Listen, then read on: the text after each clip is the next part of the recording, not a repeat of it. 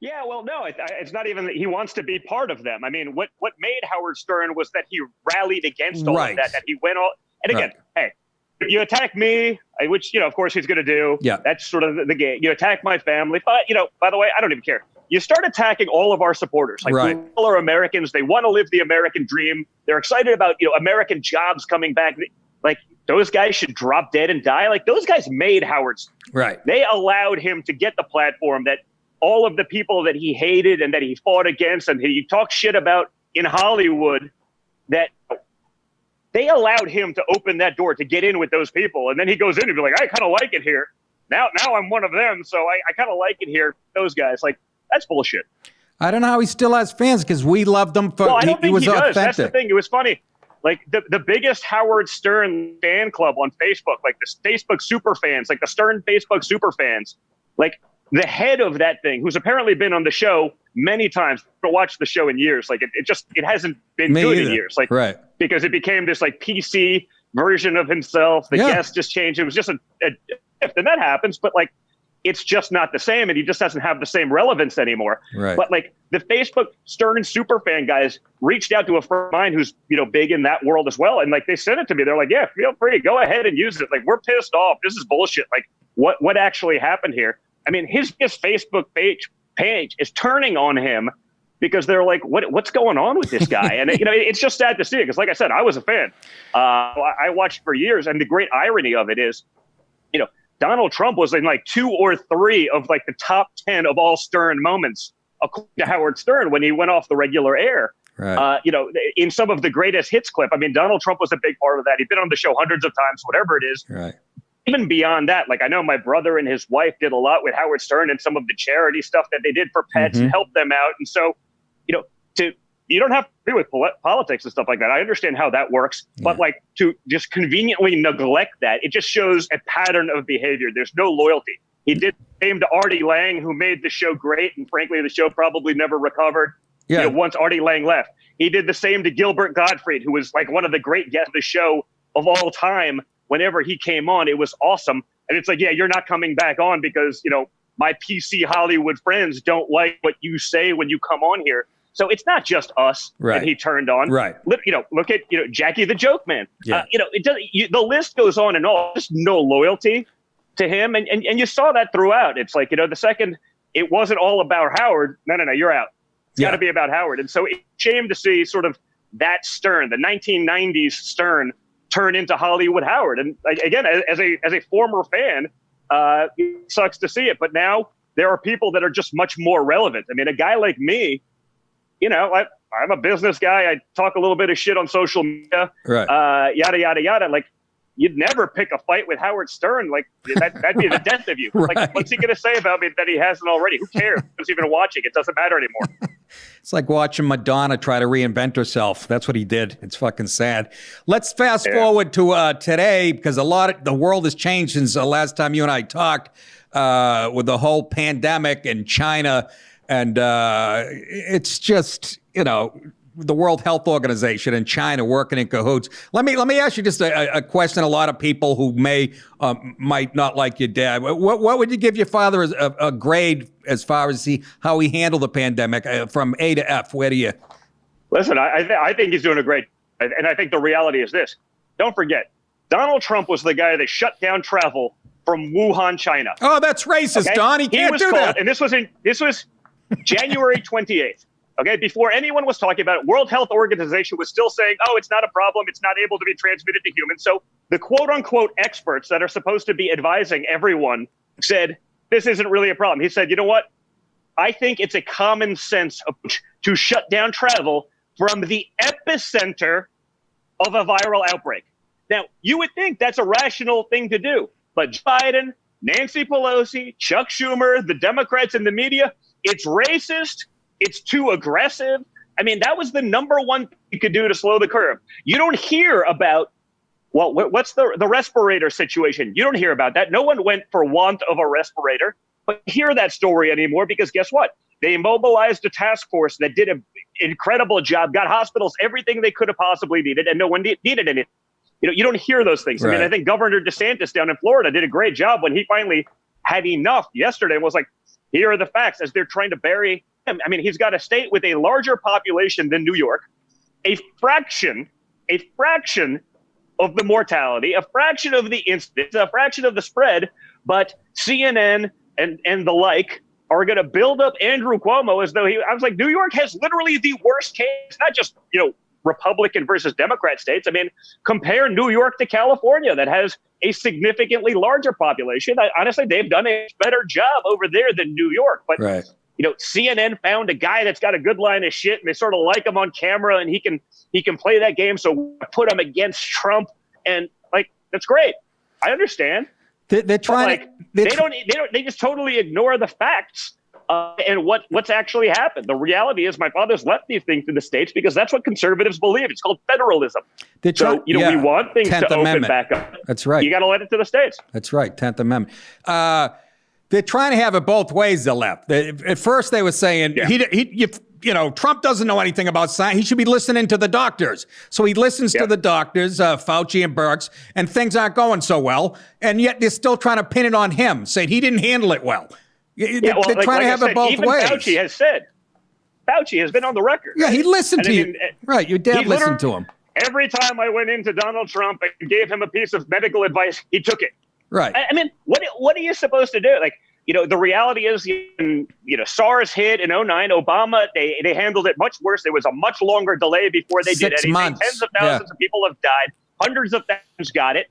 It wasn't as virulent. It wasn't as deadly. Thank God. Right. Because had they been under this pandemic, it would have worked much worse. They didn't restock the supplies that they used, and the PPE and all of those kits. They didn't do any of those things. But again, we refuse to talk about that because today's media's job isn't to get to the facts. It isn't to report news. It is to spread the leftist propaganda. They are literally nothing more than the marketing wing of the Democrat Party, and that's sad. Yeah, and they have social media on this side too.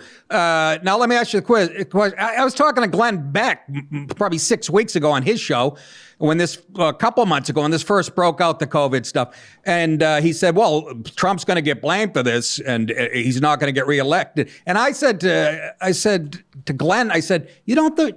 Even if that was you don't think the American people, they're going to blame the president for a pandemic, something unprecedented? Aren't they smarter than that? Let me ask you this. Yeah, no, and I think they are. Listen, the media will they can to try to put it on there. The governors will have total absolution. Of course. They will have done everything great. Right. It'll all be on Trump. But the reality is this. But, when it comes to that, I think the average person sees through it. That's what I said to Beck. They see, Nancy Pelosi saying, no, let's have a big gathering in Chinatown in February. Yeah. I think they see through that. Now, the media will try to do it. So we're never in a fair fight, right? No. So we have to do a better job. We have to push harder. We have to fight more aggressively. So that will never happen cleanly. But I do think Americans will see that. And then they'll say, okay, now you're going to have a lot of businesses destroyed. You're going to have to get the economy going. Who's the guy to do it? That was my next question. The strongest economy America has known, or 50-year Washington, D.C. swamp creature, Joe Biden, who, his own people can't name an accomplishment of his. No. So this guy, he rallies against government, and he's been in it for 50 years and hasn't done jack shit. And he's going to be the savior? Give me a break. No one believes that. No, it could. The guy doesn't know where he is half the time. A rough day at the office for Joe Biden is having to put on his shoes. But he's going to be the guy. Give me a break. Yeah, no. Ironically, this could that's what I was going to say to you. Who better to bring back this economy? It's like a no-brainer. It really is. Trump literally did, and he said he was going to do and did, which is also a major shock to the system in Washington, D.C. Yeah. But he said he was going to do all the things he did. And before the pandemic hit, literally not a single economic metric that we weren't blowing out of the water the Biden-Obama administration prior to it. So the guy came in, everyone said he wouldn't get it done. Everyone tried to screw with him the whole time. You got the fake Russia stuff, you had the impeachment, you had all of the nonsense. And he still managed to do that. Despite all the bullshit they threw at him, he still managed to have the greatest job numbers in history, the highest stock market, the greatest economy, 401k, everything. Okay? Was so much better despite all of that. Imagine what would happen if some people on the left actually maybe worked with him, maybe tried to do something for their constituency once in a while. Right. The problem is everyone on the left is running for VP. They're more worried about that. They want to get a great soundbite on CNN, and they're not doing shit for their own constituents. Do you really think that Biden is going to be the nominee? I mean, if he talks for more than 30 seconds in public, he makes an ass of himself. He's a placeholder right now for somebody else. I don't think he's going to be. Listen, or you could throw somebody on the ticket. He can't be. The rules would say that Bernie would be next, but the Democrats aren't going to play by the rules. Too far left. They don't care. Right. But honestly, it's hard to believe. Can anyone really imagine Joe Biden being the Democrat nominee if it wasn't for the fact that it's against Trump? They're going to try to paint him as moderate Joe, but he's not. No. You're not moderate Joe, but appointing Beto O'Rourke to be your gun czar. It's all nonsense. And the problem is, I really don't think Joe knows where he is 50% of the time. So if it's not Joe in charge, and I don't think anyone believes Joe's in charge. I mean, Joe can't get a 2-point press conference. He can't get the words out of his mouth. I mean, if you have a 50-point press conference and you forget point number 52, I say, okay, it happens. But if you have a 2-point press conference, as he did about 2 weeks ago for the COVID-19, and he can't remember either of his 2 points, and he's sitting, feed me some information. I need something. I mean, this is a teleprompted president or a teleprompted candidate. He literally is incapable of doing it. He speaks to groups of 20 people prior to the shutdown, and they have him on teleprompter because he's literally not capable of thinking for himself. So if that's your guy, who's really going to be running the government? Well, that's what it is. They see him be I read a poll today. They said his approval rating's 11 points higher than your dad's. How is that possible? Yeah. And Hillary had obviously. a 99% chance of winning the election. So. Yeah, but I think it's attractive to them to have Biden as a puppet. Like you said, somebody be pulling the strings, They can say and pretend he's a moderate. The media will cover that as opposed to his actual positions, which aren't so moderate. And they're just playing that game. And again, they can get away with that because they're not playing a fair game. It's a very uneven playing field. So that's why we have to work and fight that much harder. Right. Talking to Donald Trump Jr. Now I read today and yesterday that the Dems are actually thinking about more impeachment efforts. They want the redacted grand jury material from the Mueller. You have to be shitting me. It never ends. That's the point. This is unbelievable. They can't beat him with facts. So they're going to try to do this, try to take away, try to distract. I mean, it's literally the Democrat platform is like smoke and mirrors. Just pretend, and again, because of the media, they can get away with it. I mean, we couldn't get away with any of these things. Look at what they did to my family. Look at what they did to General Flynn. I mean, it's literally all coming out. This would be the biggest scandal, including Watergate, in modern government history. It is. The president's family was unmasked. On the day of the inauguration for what? To push a bullshit witch hunt that they knew was bullshit, but decided to do anyway because they knew no one in media would try to fact check them. They knew that the corrupted head of the FBI was in on the little hoax.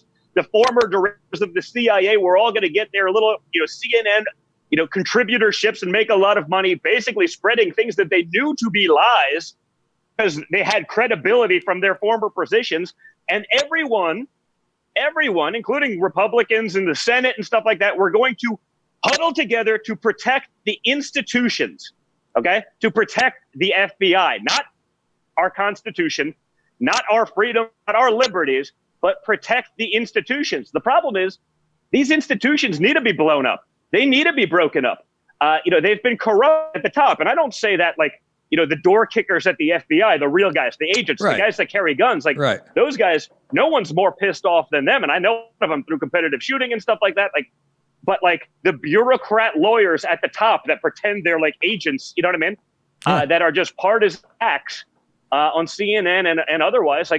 Imagine I would have lied to Congress like they did. It's not even a disputed fact. They lied to Congress in testimony. They spied on American people and lied about it. Imagine where I'd be sitting now. I wouldn't be on this interview. I'd be in jail. No, absolutely. But that's a double standard. We say, and I ask you to say with us, lift up your voices in this great meeting in the heart of England. And to all the world, a message, England lives and marches on.